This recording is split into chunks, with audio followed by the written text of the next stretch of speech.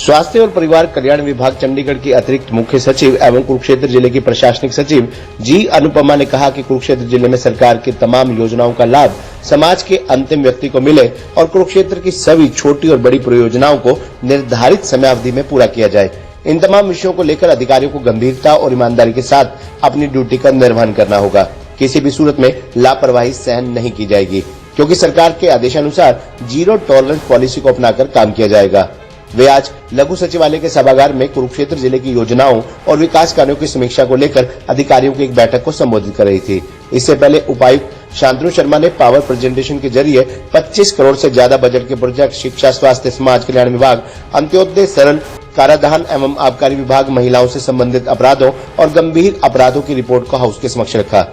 ACS जी अनुपमा ने 25 करोड़ से ज्यादा बजट के प्रोजेक्ट पर समीक्षा करते हुए कहा कि नेशनल हाईवे से पेहोवा शहर की तरफ लगभग 8 किलोमीटर सड़क के निर्माण पर लगभग 4087 लाख रुपए का बजट खर्च किया जाना है।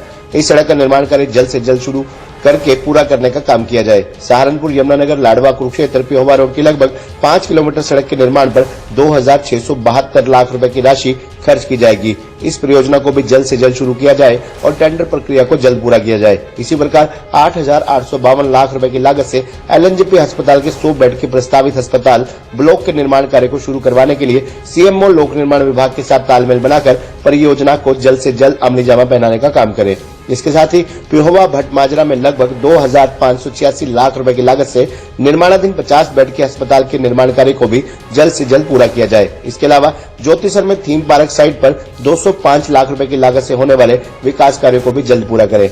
एसीएस ने कुरुक्षेत्र जिले के गंभीर अपराधों के आंकड़ों पर चर्चा करते हुए कहा कि पुलिस प्रशासन को डकैती, हत्या, धारा 460, आईपीसी आदि के अपराधों पर अंकुश लगाने और अपराधियों को पकड़ने के लिए हमेशा तत्परता के साथ ड्यूटी का निर्वाह करना चाहिए और जितने भी लंबित मामले हैं उनको जल्द से जल्द ट्रेस करने का प्रयास करना चाहिए। उन्होंने पुलिस अधिकारियों को भी निर्देश दिए कि वन स्टॉप सेंटर का नियमित रूप से अवलोकन करें और उत्पीड़न का शिकार महिलाओं से बातचीत कर उनको न्याय दिलवाने का प्रयास करना चाहिए। महिलाओं के साथ उत्पीड़न के साथ साथ विभिन्न गंभीर धाराओं के तहत जितने भी मामले दर्ज हैं उन सभी मामलों में निष्पक्ष कार्रवाई अमल में लाई जानी चाहिए ताकि महिलाओं को न्याय मिल सके।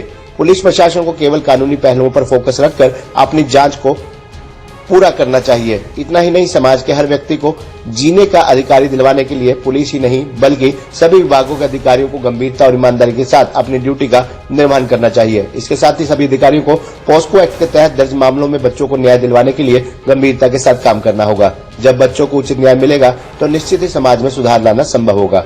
उन्होंने स्वास्थ्य विभाग के कार्यों की समीक्षा करते हुए जिन जिन गांवों में लिंगानुपात की स्थिति दयनीय है उन गांवों को चिन्हित करके विशेष फोकस रखा जाए और गांवों में सूचनाओं के आधार पर रेड करके कन्या भ्रूण हत्या जैसे जघन्य अपराध को बढ़ावा देने वाले लोगों पर शिकंजा कसना होगा। इस सामाजिक दायित्व को पूरा करना सभी का कर्तव्य और जिम्मेदारी बनती है। उन्होंने कहा कि स्वास्थ्य विभाग के अधिकारियों को निरोगी योजना के पात्र लाभार्थियों तक पहुंचकर सरकार की योजना का लाभ पहुंचाने का काम करना है। इस योजना के तहत लाभार्थियों को स्वास्थ्य सेवाओं का निःशुल्क फायदा मिलेगा। इतना ही नहीं, आने वाले समय में सीएम की योजना है कि हर प्रकार से 1500 रुपए की बीमा राशि के माध्यम से 5 लाख रुपए तक का स्वास्थ्य लाभ दिया जा सके।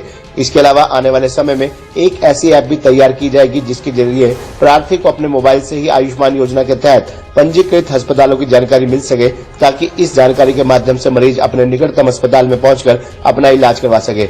इसके अलावा एससीएस ने SC act, POCSO act, HHRC की शिकायतों, NHRC की शिकायतों, विजिलेंस मामलों, अंत्योदय सरल, सामाजिक एवं अधिकारिता विभाग के साथ साथ शिक्षा विभाग की योजनाओं की भी समीक्षा की। इस मौके पर SDM Surendra Pal, SDM Kapil Sharma, SDM Sonuram, GM roadways Harpreet Kaur सहित अन्य अधिकारी मौजूद थे। खबरनामा हरियाणा के लिए डॉक्टर राजेश उद्धव की रिपोर्ट।